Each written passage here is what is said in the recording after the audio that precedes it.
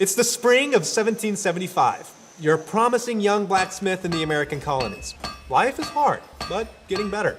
Your boss is trading his usual glaring for actual compliments. Not bad, son. And a girl named Mary begins expressing interest. You're pretty sure. Your heart flutters, and you lose yourself in the thought of a happy ever after. But then, Look at the news. there's talk of war.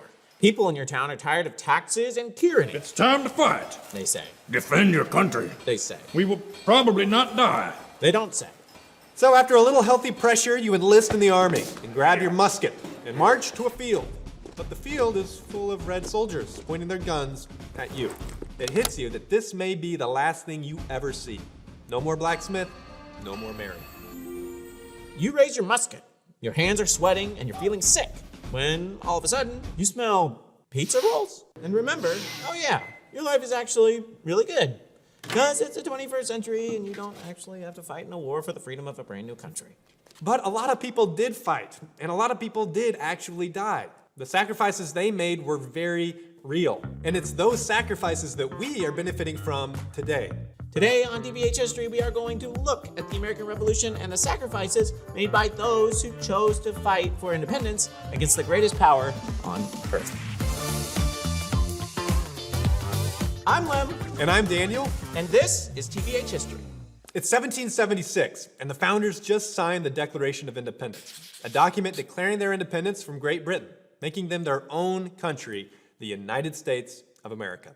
It's monumental, it's exciting, but it's terrifying. Declaring their independence is an act of treason against the greatest empire on earth. And when you commit treason, you die. Or at least you're supposed to. Signing the Declaration of Independence was ultimately the easy part. Now the signers and the colonies would have to face the full wrath of the King of Britain, King George III, who also happened to have some control issues. Many believed there was no way the Americans could possibly win, but they believed the ideas of equality and liberty in the Declaration of Independence were worth fighting for, even dying for. I mean, think about that. They were willing to die for what they believed in, and many of them would never even see the fruits of what they were sacrificing for. Over the course of the Revolutionary War, 6,800 Americans would die in battle, and 17,000 would die from disease, with another 6,100 wounded and 20,000 taken prisoner. It would be a time of great sacrifice, and their commitment to the cause would be put to the test. While many patriots sacrificed for the cause of the revolution and played important roles, there were several who made considerable contributions toward the cause of independence. Patriots like George Washington, John Adams, Thomas Jefferson, and Benjamin Franklin. While Washington led troops on the field of battle, Adams and Franklin led the push for independence in Congress. Franklin used his wit and charming persuasion, while Adams played the role of casting director. Oh, George, I knew you'd be perfect for this part. Not only did Adams nominate Washington to serve as commander-in-chief of the Continental Army, he also suggested that Thomas Jefferson write the draft for the Declaration of Independence. But I want to ride the horse. No, no, no. You write the declaration, I want George on the horse. And Jefferson, a brilliant writer, was the ideal choice. Adams, Franklin, Jefferson, and others would travel across the Atlantic Ocean to Europe to secure foreign support. John Adams, you still smell like a fish. Their efforts paid off in 1778 when the French government agreed to an alliance with the Americans against the British.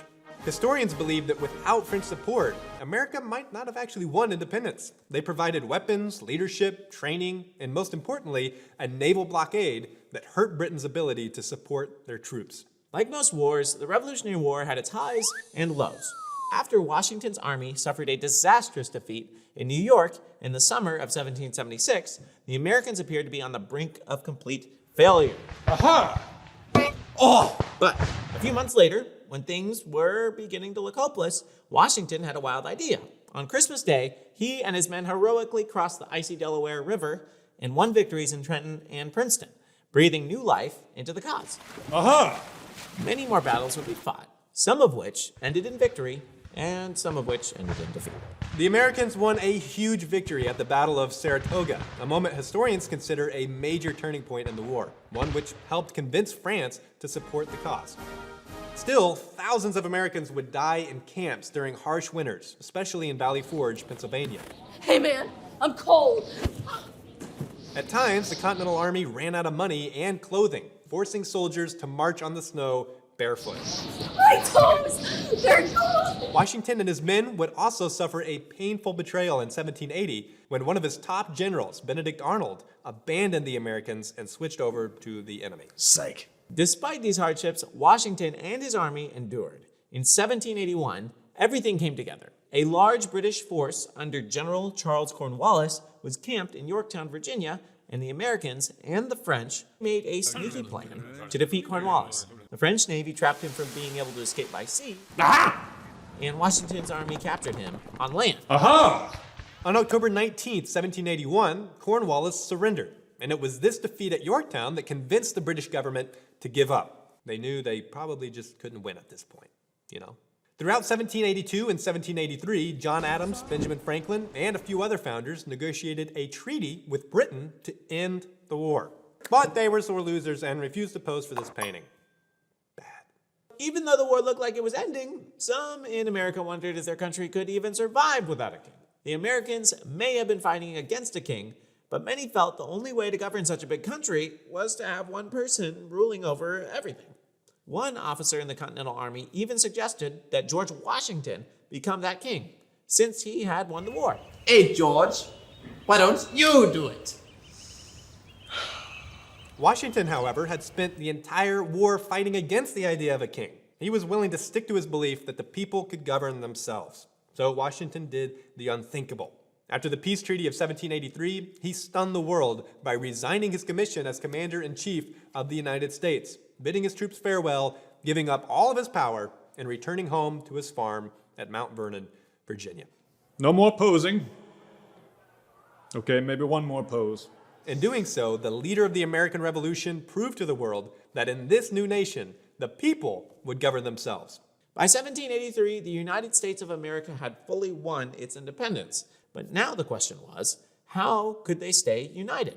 The founders were in a predicament. They needed a national government to keep them together and make decisions for the country as a whole. But they didn't like the idea of centralized power. They were afraid that having a national government would eventually lead to tyranny. So they made a brilliant document that allowed for a national government, but greatly restricted its power. This document is called the Constitution. It lays out how the national government will work, what it can do, and more importantly, what it cannot do. It gives the government the power it needs without giving it enough power to become tyrannical. The Constitution turned out to be such an effective rulebook for governance that we're still using it today, more than 2 centuries later. The United States would survive another war with Great Britain, a civil war, 2 world wars, and a lot of dramatic social changes. The ideals of the Founding Fathers would inspire people across the world to launch revolutions in their own countries, or come to America for a better life. It's true that America is not a perfect country. Yet for all its flaws, America has been a beacon of hope for millions of oppressed people across the globe. Today, more than 240 years after its birth, Americans can still be inspired by the words, "All men are created equal," and appreciate everyone who helped make those words a reality. Question: what would your life look like today without the sacrifices of the American Revolution? Be specific. Let us know in the comments below. Thank you for watching this episode of TBH History for PragerU. Please make sure you like and subscribe and hit the notification bell so you don't miss any future episodes. If you're still watching this, post an emoji of a Christmas tree or something Christmas related in the comments below. And if you're the first one to post a Christmas emoji and you can tell us why we want you to post it, we will give you a shout out in the next video. Speaking of shout outs, we need to figure out who we're shouting out this time, and so it's time for our research. Today, we give a shout out to Abigail Roberts. Congratulations, Abigail Roberts. It turns out you actually had the wrong answer, but you had the most impressive wrong answer of all the wrong answers, and so we're giving you a shout out because guess what? Nobody got the right answer. Well, not an official shout out. It's more of like you got it wrong shout out. The right answer was actually a farmer emoji with King George III. Why? He had a nickname, Farmer George. Not George Washington. Let's show them what they would have won if they would have got it right. They would have won a shout out. No, they would have won our respect. John Adams, you still smell like a fish! Sorry, I laughed. Don't laugh at me, it's not funny. Worst crew ever. I'm just kidding, you're the best crew ever. Made me laugh. How do you talk when you're making Want George wearing his pants? I don't know.